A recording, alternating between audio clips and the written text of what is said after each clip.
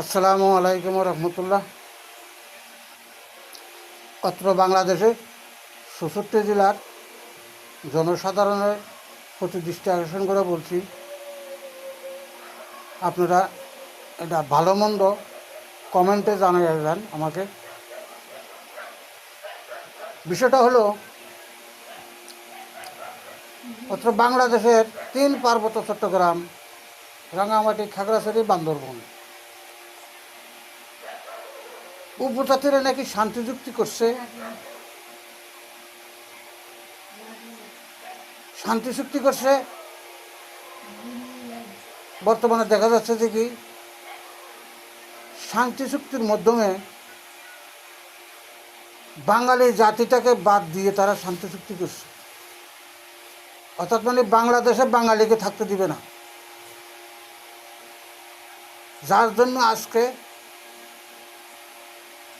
কালো শান্তি চুক্তির কারণে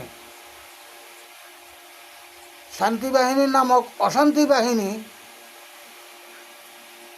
কালো চুক্তি করার কারণে আজকে তারা উত্তেজিত হয়ে অশান্তি সৃষ্টি করে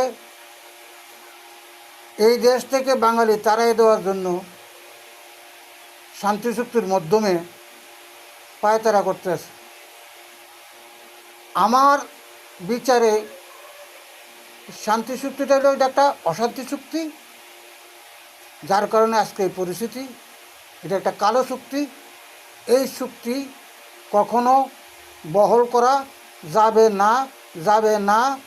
কারণ গণতন্ত্র বাংলাদেশ, এই দেশের আদিবাসী আমরা বাঙালি, আমাদেরকে তাড়াইয়ে দিয়ে তারা আদিবাসী সেজে এই দেশটাকে ভারতের উন্নয়নে এটাকে চুক্তির মাধ্যমে এটাকে ভারত বানাবার জন্য, এই দেশটাকে বাঙালি তাড়াই দেওয়ার জন্য।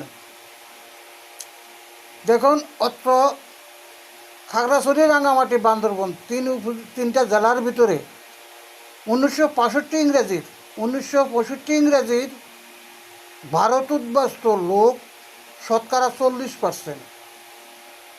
ভারতে একবার 1965 ইংরেজিতে আমরা অর্থ সম্পদ সব ছেড়ে দিয়ে চলে আসছি, আবার এখান থেকে চলে যেতে। এটা কি মানবিক দৃষ্টি? এটা কোন মানবিক দৃষ্টি? এটার কমেন্টে আপনারা আমাকে একটু বুঝাবেন, জানতে চাচ্ছি।